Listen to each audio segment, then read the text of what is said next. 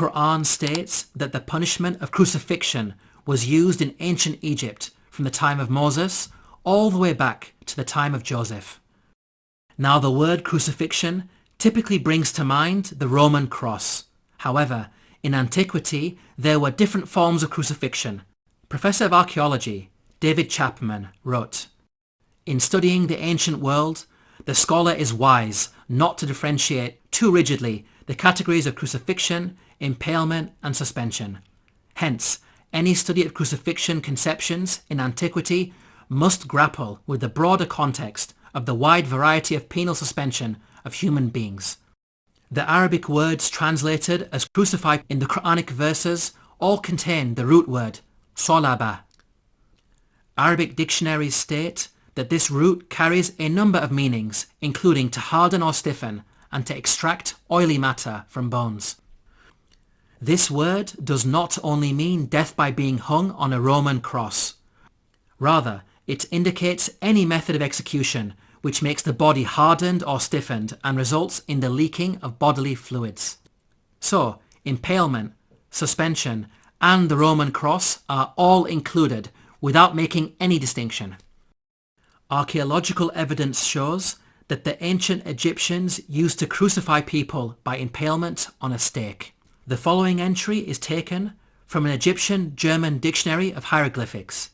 Note the hieroglyph which depicts an impaled man. This is a punishment that was used throughout the different periods of ancient Egypt.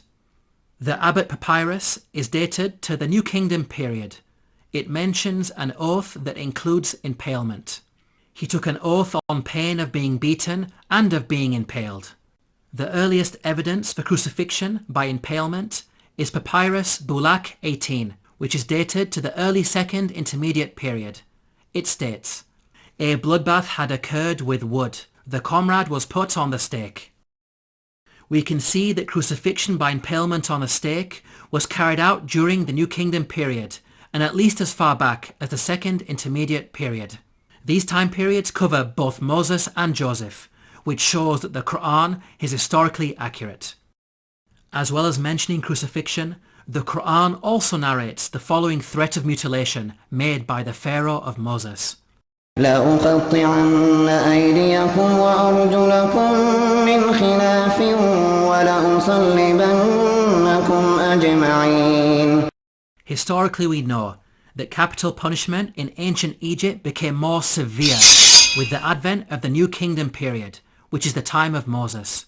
In fact, the specific punishment of mutilation is primarily associated with the New Kingdom period. For example, the Turin Judicial Papyrus records, "Persons to whom was done punishment by severing their nose and ears on account of them ignoring the good instruction said to them." These details about crucifixion and mutilation are missing in the Bible. There is a Jewish commentary, the Midrash Shemot Rabbah, which mentions Pharaoh threatening Moses with burning and crucifixion. But this is a much later work that was composed centuries after the Qur'an was revealed.